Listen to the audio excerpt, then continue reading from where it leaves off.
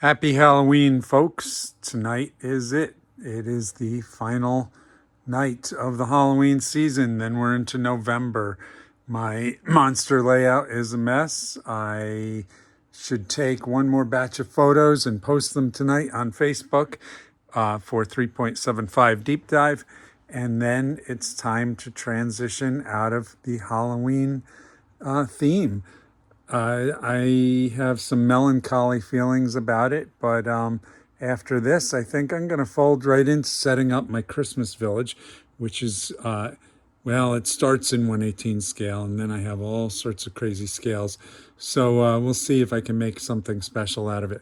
I didn't quite get as far on the Halloween castle, monster castle, as I'd hoped. I was hoping to get it all painted up, and if I'm going to be breaking it back down, chances are it's going to go back in the bin and back in the storage bin for you UK folks, not the disposal bin.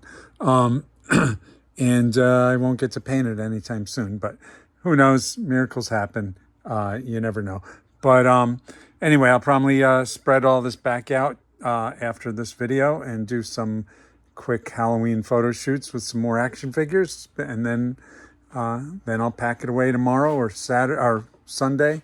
So anyhow, I got some items. So some things in the mail and some things I purchased. So why don't we go through them real quick and see what we got. So the first item is from Amok Time Toys, and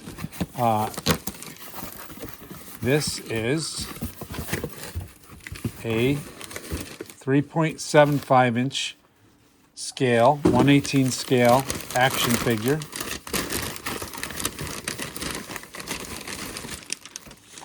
from the 1980s horror movie called Scared to Death, but I had known this as a movie called Syngenor, which stood for Synthetic Genetic Organism. So interestingly, right off the bat, the figure package is in a vintage style VHS cassette box. Let's see how it opens up here. Looks like it's a Velcro. Oh, it's a magnetic closure. So there he is. There's the Syngenor. I'd actually never seen this movie, so I'm sure it's schlocky. Maybe I should give it a chance. I don't know where to find it. There was in the 80s, 90s, whatever, there were a bunch of horror magazines, Fangoria, and some filmmaking ones, Fantastic Films, Cinefantastique, and I believe it was Cinefantastique that did a photo article on H.R. Giger and everybody who ripped him off design-wise.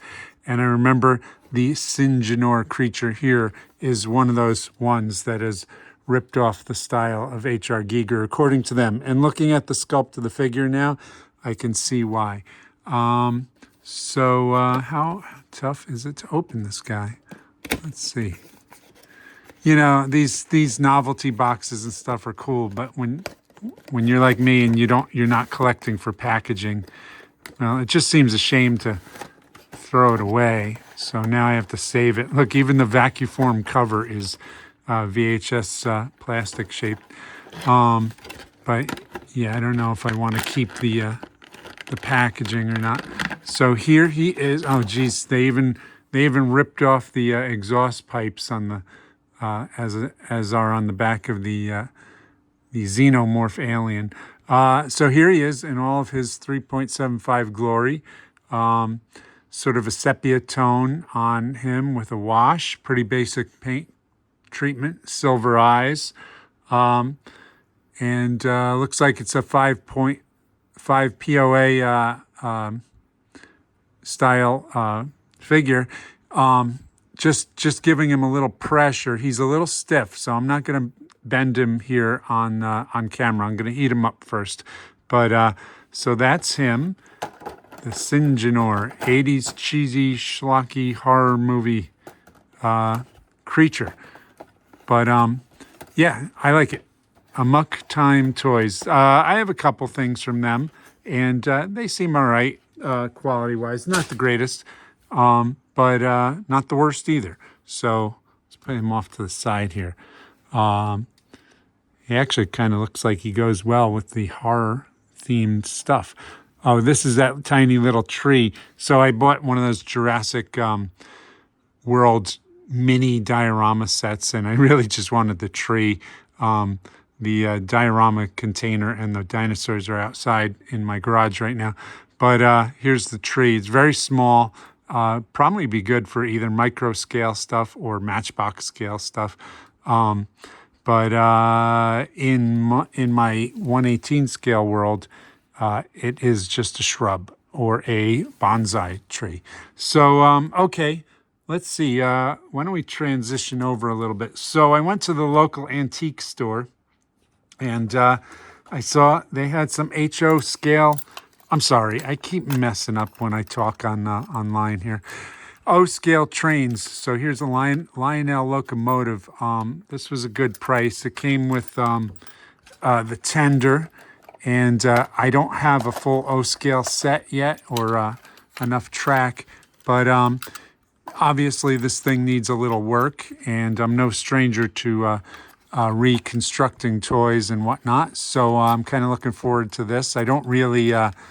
There's a lot of train videos. There's no shortage of content out there to tutor me through this. And this is so second nature to a lot of guys on how to put this stuff together. Looks like somebody put an aftermarket figure. I would think this guy is way too small for this train. Yeah, so I'll have to, I obviously have a little bit of work left in front of me on this locomotive. Looks like a retaining screw is missing here. Cow catcher's broken. That's not a big deal. But all this stuff, yeah, this all got to be tightened up, and I got to test it, see if it works. I don't even have a lot of O scale track. Yeah, these things are just sort of linkaged in there. So yeah, I got a little work ahead of me. But I've been wanting to put together some O scale train stuff for a while. So there's the locomotive and the tender, and put these parts back with it. And then they had this rusty old Pullman car. This is clearly older style than the items I just showed you. And this is really where I'd like to go with an O scale train. I'd like to put together a passenger train that looks like something out of a detective movie from the 1930s or something, a film noir movie. I don't know why. It's just something that's calling to me. I watch a lot of Turner Classic Movies, a lot of 30s and 40s movies, and I love some of the shots in them during the detective scenes and stuff, especially like obviously train mysteries where people are traveling and stuff like that, and somebody gets killed on the train and they got to figure out who it was. I love all the night shots and everything because they're all done as practical effects with miniatures. And I kind of would like to do that sort of thing. And I also like the tin toy stuff in my collecting. So when I saw this, I thought it was a good price. And I even kind of like the level of aging on it, but I might try and clean it up and stuff. But once again, that's with the O scale Lionel stuff. So let's see, I got this railroad trestle, which they also had at the antique store, and I thought this was a good price. Now, obviously, you can run your O scale track on here, and it is that's what it's made for. It's this Lionel bridge. Looks like it's got some surface rust, and it looks like it's been repainted by somebody. But it seems to be all there. Bridge number 316, built by Lionel. If I really want to, I can sandblast this and then repaint it another color. But for now, I kind of like it. I also like it because I'm going to see if it fits with my 1/32 scale trains. It might not. It looks a little restrictive in size. I mean, I think it might physically work with 1/32 scale trains, but practically, I think the clearances are too tight. But I also thought it might be kind of cool with 1/32 scale Army Men stuff. So here's here's that Marx truck I recently bought from the John Morris collection, and just putting that on the bridge, it fits nicely. So, but then again, I think this truck is on the small side of 1/32nd scale stuff. But anyhow, it's a fun scenic piece, and we'll see what we can do with it. So let's put this back off to the side here. So also at the antique store, they had some bits. So they had. I've been eyeing these things for a while on eBay for just as scenery for any one of my my 1/18 scale projects. So this is a U.S. Mail Public Postal Box, and I believe looks like it's missing the hatch here, but you know I think this was $1 at the antique store. So I grabbed it because I've been watching these on eBay, and I think these are for dispensing rolls of stamps, but I don't know for sure. Or they're just little coin banks or novelty things. But they are kind of 1/18 scale. So here's the Sinjanor. Maybe he's going to mail some letters to his wife back on his home planet or something like that. So scale-wise, it's pretty close. It could also possibly work for G-scale stuff in the railroad collecting hobby. So here's a G-scale figure, and it's a little big, but you know, maybe it could work. Who knows? And then here's a Sigourney Weaver action figure from the first run of the first movie at Avatar figures. She's on the small side, just for comparison. So I don't know, maybe we'll work with like Marauder scale stuff. But anyway, you know, when you do this stuff, at least with the tin toys and the toy stuff and the trains and all that, scale gets thrown out the window a lot. And I try to stick to scale accurately. But who knows? Who knows where we'll go with all this? The dealer at the antique store also had these benches. Obviously, this is a railroad guy who had all this stuff. So I picked up the bag of benches. There's different scales here. This is pretty tiny. This actually looks like it could possibly work for 1/32nd. Here's another 1/32nd. Here's more of the bigger scale. So this looks like this is probably truly G scale. So here's a G scale figure, and the bench looks appropriate for him for sure. Here's another one that's a little smaller. Looks a little small for him. Maybe this is 1/32nd scale, but who knows? There's some fun things to throw around on the layouts. And, you know, by now, obviously, you guys know I'm into all sorts of different scales and stuff. So here's the Sigourney Weaver figure on the bench. Let's see, can I bend her legs without this falling apart? It's the problem with these older figures, is they get fragile. So there she is on the bench. A little small, the bench is, but it is truly G scale. So anyway, this was super cheap. I picked it up. So these guys are just here for reference. Let's see. So I also got 2 packages in the mail right before I started the video. So let's see what's in them. I already sliced open the envelopes, and let's see what's under the wrapping here. Let's see. Hopefully you folks are going to have a good, peaceful Halloween. If any of you go to Halloween parties, stay safe. If you dress up, stay hydrated. I used to do a lot of costuming work. I used to professionally work in a costume shop, a Broadway theatrical costume shop. So I was really into costuming for a number of years. And then I went to one too many Halloween parties and was the only one dressed up. So I'm done with costuming. Okay, so what did I get here? This is, I believe these are Fallout figures. These are Fallout zombies, I think. So, yeah, the Fallout Nano Force line. So, they're sort of 1/32nd scale. Maybe they're, I don't know. It's hard to say. Maybe they're more like 1/35th scale.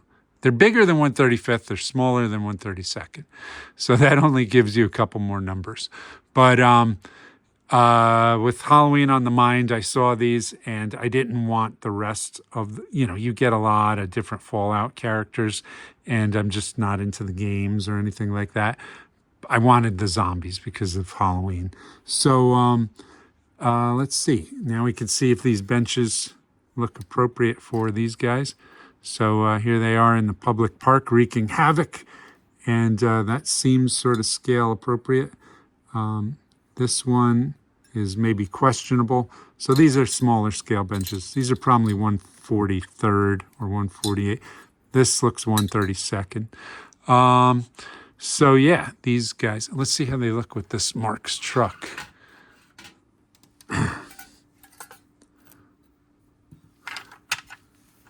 Yeah, I think they're like perfect with that Mark's Army truck there. That's pretty cool.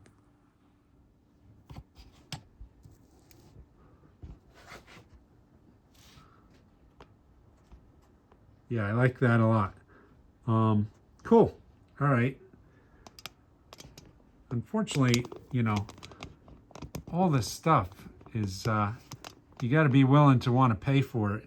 And some of the stuff gets pricey, but these guys, that's why I bought just these two for sale, because they were affordable.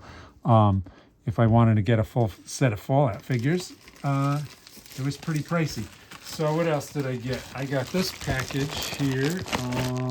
Let's see. Full of various World War I 1/32nd scale figures. So these are all a brand called Armies in Plastic. And I think this maker or manufacturer is defunct now. So don't quote me on that though. But I think they're done. So everything out there, while there's still a pretty plentiful supply, I don't think there's new things being currently manufactured. So I got French Foreign Legion figures in 1/32nd scale. I got World War I French troops in the Adrian style helmets and the Horizon blue uniforms. And I got World War I German infantry in the Stahlhelm, which is the typical German helmet. It's just a little bit bigger and deeper than the World War II looking style. So these guys could feasibly be German stormtroops, trench raiding commando types, but they're really just general infantry. So let's open up a couple and we'll check them out as well. So let's see, my X-Acto.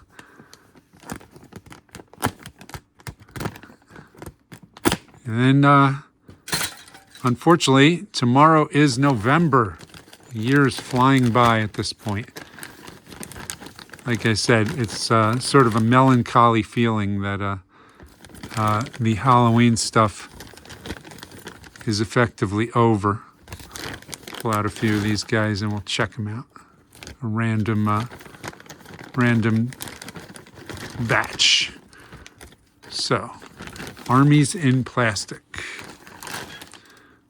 So I believe, according to my familiarity with all the conversations that happen on shows like Paul Knapp's show and Plastic General and similar, I believe these Armies in Plastic are accurate to 1/32nd scale.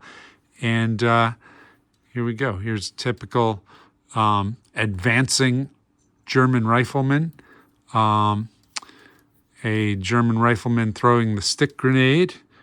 A kneeling rifleman. And this is a running assault soldier, and it appears he's got, I can't be sure. Oh, yes, it is. He's carrying the MP-18, which is the first German submachine gun to enter into service. The MP-18 took Luger magazines, 9mm Luger magazines, and the artillery Luger had what was called a snail drum magazine. I want to say it was 32 rounds, but I'm not sure. I used to have one of the magazines, but I never had a Luger or an MP-18. So right there, you can see where my fingernail is. That is the snail drum.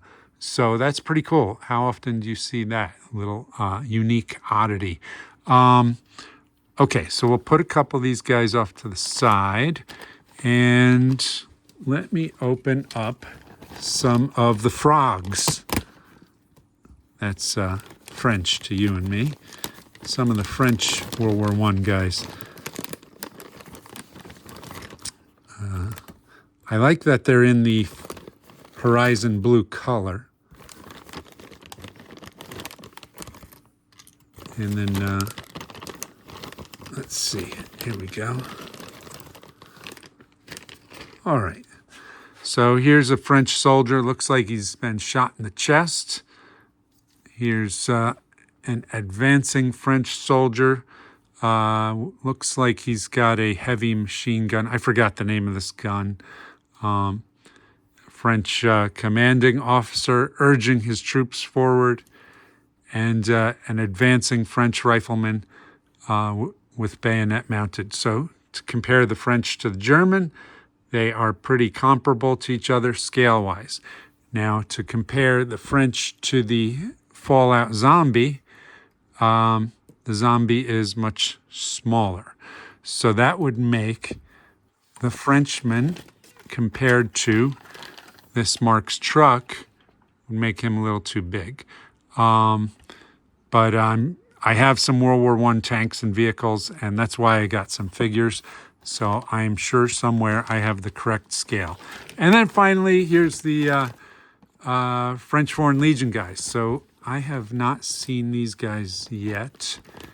I have a few French Foreign Legion figures, and I don't know if they're recasts from this set or not.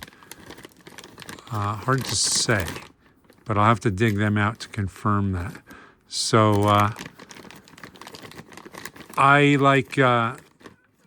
very interested in the French Foreign Legion, the classic Romantic era French Foreign Legion, particularly from the early 20th century.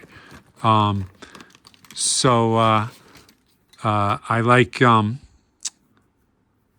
like the idea of